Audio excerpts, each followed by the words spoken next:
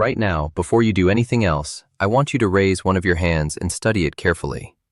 Not a quick glance, a genuine examination. Because in the next several minutes, I'm going to reveal something that most people past 60 have never been told. Something that cardiologists rely on every single day, yet rarely explain to their patients. Your fingernails are quietly chronicling what your heart and your blood vessels are doing. They have been doing this throughout your entire life, and if you know precisely what to look for, they can alert you to a cardiovascular crisis before it ever materializes. I'm Dr. Dan Carter, and a substantial portion of my practice has centered on preventative cardiovascular care for adults past 60. Across the years, I've witnessed something repeatedly in my clinic that genuinely troubles me. People come in following a heart attack or a stroke, and when I examine them closely, the warning signs were already present, on their nails, sometimes for months or even years before the event. Nobody had spotted them. Nobody had taught them what to look for. That ends today. Stick with me until the very end, because the final sign I'll cover is the one that catches most people completely off guard. Before we go any further, I want you to do something in the comments right now. Type your age and tell me whether anyone in your family has experienced a heart attack or stroke. Your answer is going to determine how urgently you need to absorb everything we're about to cover.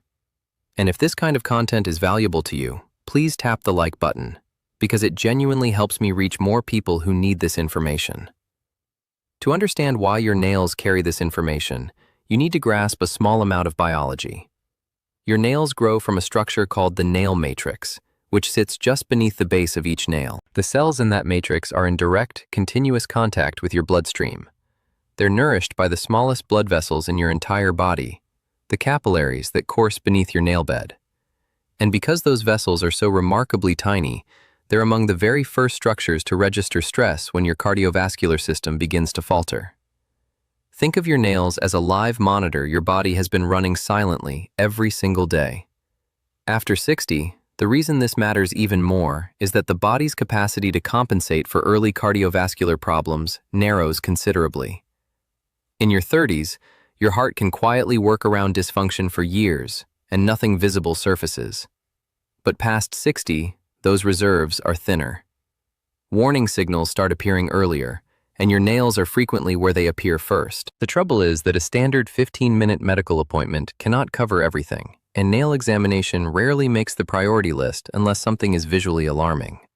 So the information exists in medical research. It simply never reaches the person sitting at home who actually needs it. That gap is precisely what I want to close for you today. Sign 1. Terry's nails. This isn't a term most people have ever encountered, but once you know it, you'll look at every pair of hands differently. Terry's nails occur when the entire surface of the nail takes on an opaque, whitish, or very pale appearance, almost like frosted glass, with one distinctive feature at the very tip. There's a narrow band of pink or reddish color at the far edge of the nail, typically just a few millimeters wide. That strip at the tip is the defining marker that distinguishes Terry's nails from ordinary pale nails. Now, here's why this matters for your heart. Research published in Cardiovascular Medicine has identified Terry's nails as significantly associated with coronary artery disease, heart failure, and diabetes. One study found that people displaying Terry's nails had an odds ratio exceeding 6 for coronary artery disease compared to people without them. That isn't a minor statistical footnote, it's a major signal. And all of the conditions linked to Terry's nails share one common trait. They develop slowly and silently over years before anything dramatic occurs. A patient I'll call Arthur came to see me at 71. He had no dramatic complaints. He felt reasonably well but had been somewhat more tired than usual, which he naturally attributed to age. During the exam, I noticed his nails appeared unusually pale, with that characteristic reddish band at the tip. I asked him some careful questions, ordered an echocardiogram, and the result revealed early-stage heart failure that had been developing for nearly 2 years without any overt symptoms. Arthur is doing very well today. He received the right treatment at the right moment. His nails were the doorway that opened that conversation. Sign 2. Lindsay's nails. This one has a very distinctive look that you'll recognize immediately once you know what it is. Lindsay's nails are sometimes referred to as half-and-half nails, because the nail is divided into 2 clearly separate zones. The half nearest the cuticle is white or very pale, and the half nearest the tip is a brownish-red color. The boundary between the two zones is usually quite sharp and well-defined. Lindsay's nails have been associated in clinical research with heart failure and with liver cirrhosis, and they tend to surface after the body has been under sustained circulatory stress for some time. The reason I include both Terry's nails and Lindsay's nails early in this discussion is that they're both disorders of nail bed coloration that reflect how effectively blood is actually reaching and nourishing the smallest tissues in your body. When circulation to the fingertips is compromised over an extended period, the nail bed loses its normal pinkish hue and begins exhibiting these altered patterns instead. Both signs are visible in ordinary daylight without any specialized equipment. If you hold your hand under good natural light right now and look carefully at each nail, you can check for both of these signs in under 30 seconds. Do it now, while the descriptions are still fresh in your mind. Sign 3. Murky's lines. These are multiple horizontal white lines that run across the nail, parallel to the lunula, which is the small crescent at the base of your nail. Murky's lines don't feel raised when you run your finger across them. You can see them clearly, but you cannot feel them with your fingertip. This is one detail that helps distinguish them from other varieties of nail ridges. They're a visual signal, not a textural one. What makes Murky's lines particularly significant is the research behind them. A study examining the relationship between nail findings and cardiovascular disease determined that Murky's lines were a statistically significant predictor of heart failure, with an odds ratio approaching 6. That means the presence of these lines in a patient made heart failure substantially more probable. The underlying explanation is that Murky's lines reflect low albumin levels in the blood, a marker indicating the body is under prolonged nutritional and circulatory stress. When the heart is struggling to circulate blood efficiently, the rest of the body begins to feel it. A patient named Evelyn came to see me at 68. She was active, she wasn't overweight, and she genuinely felt fine. During the visit, she mentioned, almost as an afterthought, that she'd noticed some horizontal lines on her nails over the previous few months. She figured it was probably nothing. I looked carefully and recognized Murky's lines across several fingers. I ordered a cardiovascular workup and discovered early heart failure that was entirely manageable at that stage. The lines had been appearing for months. They were her body's way of asking for help. Sign 4. Bow's lines. This one tells a very different story from the others. Where most nail signs accumulate gradually and reflect chronic conditions, Bow's lines appear following a specific event. They're horizontal grooves or depressions that run across the nail plate. They emerge because when the body endures a significant physiological shock, whether a heart attack, cardiac surgery, a severe infection, or any other major health crisis, the nail matrix briefly halts production of new nail tissue. When growth resumes, the pause leaves a groove behind in the nail. What makes Bow's lines clinically important is that they can reveal a past cardiac event that the patient themselves may not have recognized.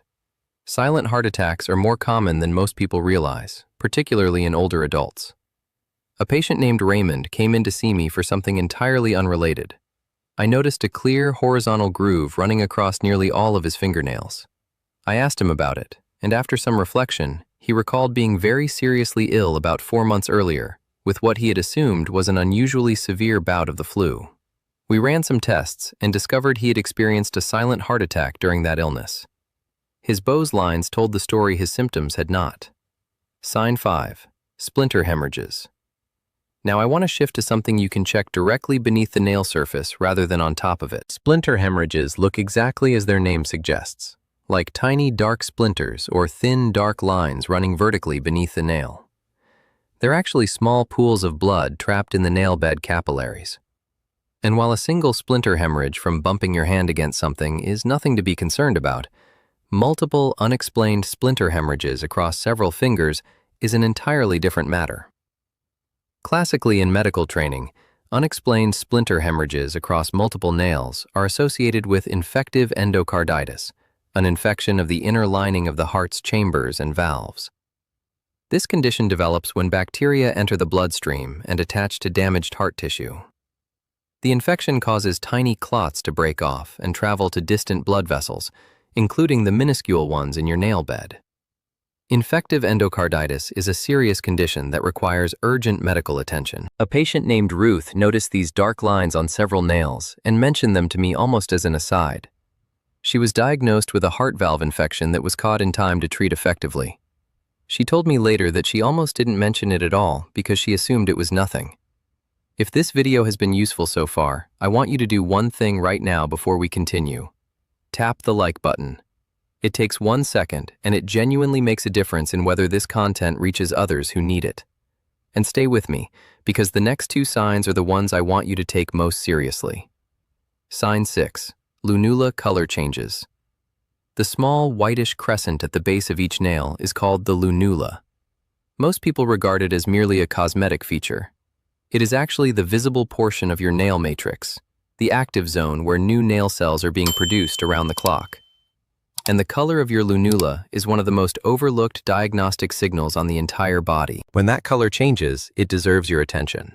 Research has found that a reddish lunula is significantly associated with valvular heart disease and with congestive heart failure. A bluish or purplish lunula suggests problems with oxygen delivery in the circulation, similar to the cyanosis we observe in more advanced cardiovascular disease. A lunula that is faded to almost nothing or become very pale is often a sign of anemia. And anemia is directly linked to cardiovascular strain, because an anemic heart has to work significantly harder to compensate for the diminished oxygen carrying capacity in the blood. All 3 of these color changes warrant medical attention. I want to tell you about a patient named Constance, who was 74 years old. Her daughter, who happened to be a nurse, noticed during a visit that the half-moon shapes on Constance's nails had almost entirely disappeared. Constance hadn't noticed the change because it had been happening so gradually. She'd been looking at those nails every day and simply adjusted to the new normal without realizing anything had shifted. Her daughter encouraged her to raise it at her next appointment. We did a complete blood count and a cardiovascular workup. She was significantly anemic and was showing early cardiovascular strain. Both issues were caught and treated before anything serious developed. Sign 7. The capillary refill test. Now, let me teach you a test you can perform on yourself right now using nothing but your hands. It's called the capillary refill test, and it directly measures how quickly your smallest blood vessels recover from pressure. Here's how you do it. Hold your hand at the level of your heart. Use the thumb of your opposite hand to press firmly on one of your fingernails for about 2 seconds. You'll see the nail bed turn pale or white as the blood is forced out. Then release the pressure and start counting quietly in your head. In a healthy adult with good circulation, the pink color returns to the nail bed in under 2 seconds. If it takes 3 seconds or longer, and you get the same slow result when you test 3 or 4 different fingers, that is a meaningful sign that your microvascular circulation is sluggish. Research has linked persistent slow capillary refill in older adults to reduced cardiac output, undiagnosed atrial fibrillation, and elevated stroke risk. Try this test right now before you finish this video. Do it in a warm room with warm hands so that cold temperature doesn't distort the result. A patient named Bernard tried this test one evening after hearing about it and counted nearly 5 seconds before the color returned to his index finger. He tested his thumb next, then his middle finger, then the fingers on his other hand. He got the same slow result every single time. He called my office the following morning and described exactly what he had observed. A full workup revealed undiagnosed atrial fibrillation, which is one of the most common and dangerous causes of stroke in adults past 60. He was placed on appropriate treatment, and based on everything we know from current cardiology literature, that call very likely prevented a major stroke within the following year. Bernard had absolutely no other symptoms at the time. Now, let me give you a practical framework for what to do with all of this. I want you to start today, not next week, not at your next appointment. Take both hands to a window in good natural daylight. Examine each nail one at a time. Check the color of the nail bed for any bluish, purplish, or unusual pallor. Look at the tip of each nail for that characteristic reddish band that signals Terry's nails. Look for horizontal white lines across the nail that you can see but not feel. Check for any deep horizontal grooves that might be Bow's lines. Look for tiny, dark lines beneath the nail surface that appear without any trauma. Examine the base of each nail for the lunula and note its color and size. Then, perform the capillary refill test on at least 3 fingers and count the seconds honestly. Write down what you find.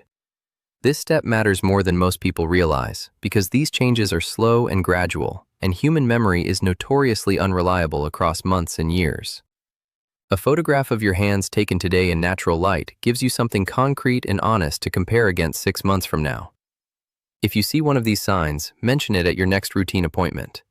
If you see 2 or more of these signs together, do not wait for your annual checkup. Call your doctor's office this week. Describe what you observed and ask whether you need to be evaluated sooner. One more thing before I close. Please don't use any of this to diagnose yourself. What these signs do is give you a reason to have a specific and informed conversation with your doctor.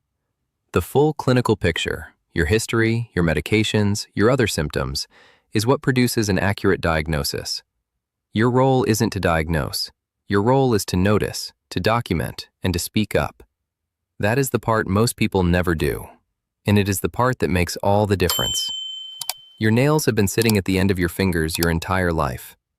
They have been taking notes every single day about how your blood is moving, how your heart is working, and what your smallest blood vessels are doing. The only thing missing was someone telling you how to read what they were recording. You now have that. Use it.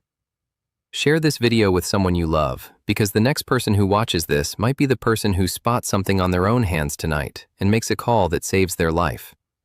I'm Dr. Dan Carter. Take care of yourselves. I'll see you in the next one.